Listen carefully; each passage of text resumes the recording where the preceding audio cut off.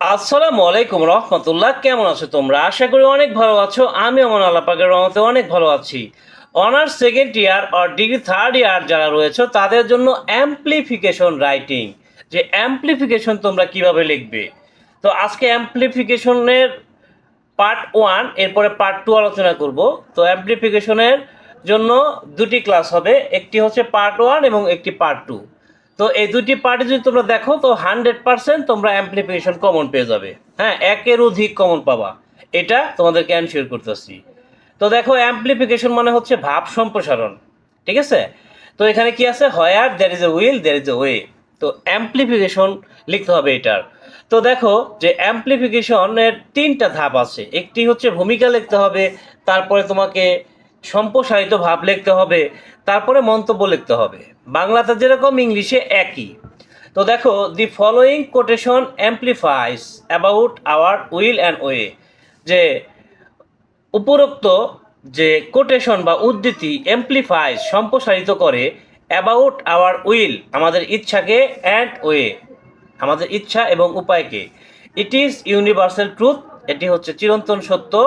None can deny this, এটি কেউ অস্বীকার করতে পারে না। এবার সম্প্রসারিতভাবে চলে যাওয়া যাক, যে our life is full of troubles, আমাদের জীবন সমস্যায় ভরা। In this short period of our life, আমাদের এই ছোট্ট জীবনে, উই ফাইন্ড এভরিথিং ডিফিকাল্ট, আমরা সব কিছু কঠিনভাবে পাই। ইফ উই আর ডিটারমাইন্ড, যদি আমরা সংকল্পবদ্ধ হই, we will be overcome our problems, আমরা আমাদের সমস্যা কাটিয়ে উঠতে পারবো।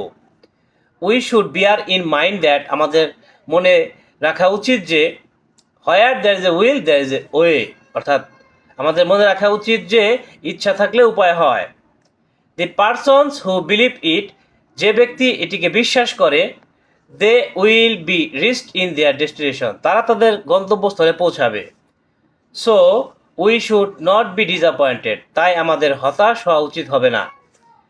দি successful persons of the world became successful for their deep will, সফল ব্যক্তিরা জীবনে সফলতা অর্জন করেছিল তাদের গভীর ইচ্ছা শক্তির জন্য, বা গভীর ইচ্ছা থাকার জন্য।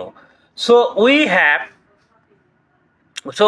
Two keep patience, so so we have to keep patience in our mind, তাই আমাদের মনে ধৈর্য রাখতে হবে। And try heart and soul, এবং প্রাণপণ চেষ্টা করতে হবে। We have to try until we reach in our destination, আমাদের অবশ্যই চেষ্টা করতে হবে যতক্ষণ না আমাদের গন্তব্যস্থলে পৌঁছাই। There are many obstacles in our life, আমাদের জীবনে অনেক বাধা রয়েছে। If we have deep will, যদি আমাদের গভীর ইচ্ছা থাকে, we will be able to reach in our destination, আমরা অবশ্যই আমাদের গন্তব্যস্থলে পৌঁছাবো। এরপরে পরবর্তী যে অ্যাম্প্লিফিকেশনটা রয়েছে সেটা হচ্ছে কি, a stitch in time saves nine, সময়ের 1 ফোর অসময়ের 10 ফোর, অথবা time and tide wait for none. The following quotation amplifies about the importance of timely action, এই যে আলোচ্য যে উদ্ধৃতি, এটা সম্প্রসারিত করে সময়ে কাজের গুরুত্বকে সম্প্রসারিত করে। ইট ইজ ইউনিভার্সাল ট্রুথ, এটি চিরন্তন সত্য। নান ক্যান ডিনাই দিস, এটিকে কেউ অস্বীকার করতে পারে না। Time is valuable thing of our life, সময় আমাদের জীবনে খুবই গুরুত্বপূর্ণ। Time and tide wait for none, সময় ও স্রোত কারোর জন্য অপেক্ষা করে না। নান ক্যান স্টপ দিস, কেউ এটাকে থামাতে পারে না।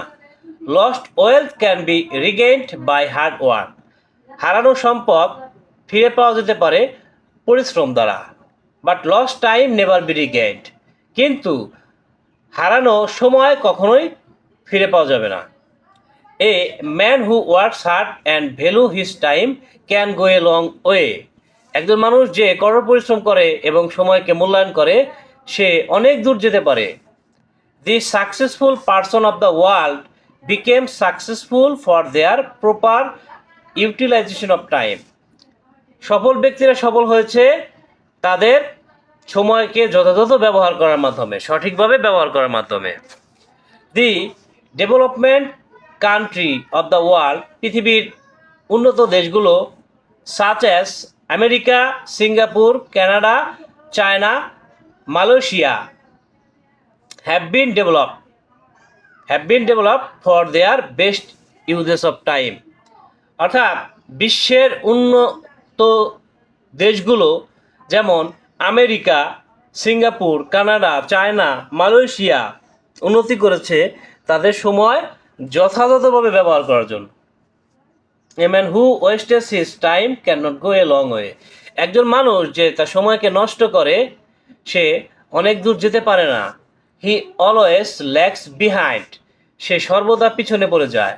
So we should not waste our time, তাই আমাদের সময় অপচয় করা উচিত নয়। We should not put of our work for tomorrow, আমাদের আজকের কাজ আগামীকালকের জন্য ফেলে রাখা উচিত নয়। এবার উপসংহারে চলে আসি। Time is very precious thing, সময় খুবই মূল্যবান। We should not waste our time, আমাদের সময়কে অপচয় করা উচিত নয়। এরপরে পরবর্তী আরও একটা অ্যাম্প্লিফিকেশন দেখব, সেটা হচ্ছে a friend in need is a friend indeed. The following quotation amplifies about the importance of real friends. এই যে কোটেশনটা আছে এটা সম্প্রসারিত করে কি সম্পর্কে? প্রকৃত বন্ধুর গুরুত্ব সম্পর্কে। ইট ইজ ইউনিভার্সাল ট্রুথ, এটি চিরন্তন সত্য। নান ক্যান ডিনাই দিস, কেউ এটিকে অস্বীকার করতে পারে না। উই আর সোশ্যাল বিং, সম্প্রসারিত ভাব আর কি।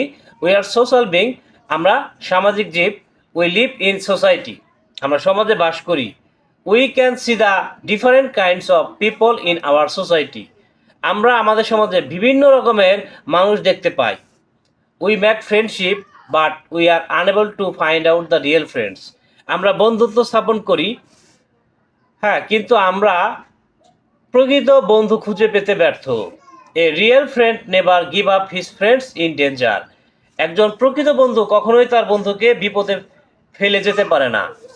হি is always ready to give his hand for his friends, সে সর্বদা তার বন্ধুর জন্য হাত বাড়িয়ে দেয়।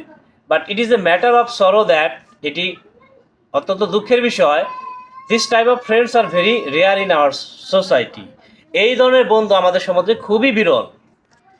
In most cases we find selfish friends in our life, বেশিরভাগ ক্ষেত্রে আমরা স্বার্থপর বন্ধু আমাদের জীবনে পাই। এ selfish friend never stands by his friends, একজন স্বার্থপর বন্ধু তার বন্ধুর পাশে দাঁড়ায় না। When his friends fall in danger, যখন তার বন্ধু বিপদে পড়ে, instantly he leaves his friends, তৎক্ষণাৎ সে তার বন্ধুকে ত্যাগ করে। উপসংহার, we should bear in mind that, আমাদের মনে রাখতে হবে যে a friend in need is a friend indeed, অসময়ে প্রকৃত বন্ধুর পরিচয় মেলে। We should make friendship with the real friends, আমাদের উচিত প্রকৃত বন্ধুর সাথে বন্ধুত্ব করা। তো এই ছিল অ্যাম্প্লিফিকেশন রাইটিং পার্ট 1। এরপরে পার্ট 2 নিয়ে তোমাদের জন্য হাজির হব। তো সেই পর্যন্ত সবাই ভালো থাকো, সুস্থ থাকো, সুন্দর থাকো। টাটা, আসসালামু আলাইকুম ওয়া রাহমাতুল্লাহ।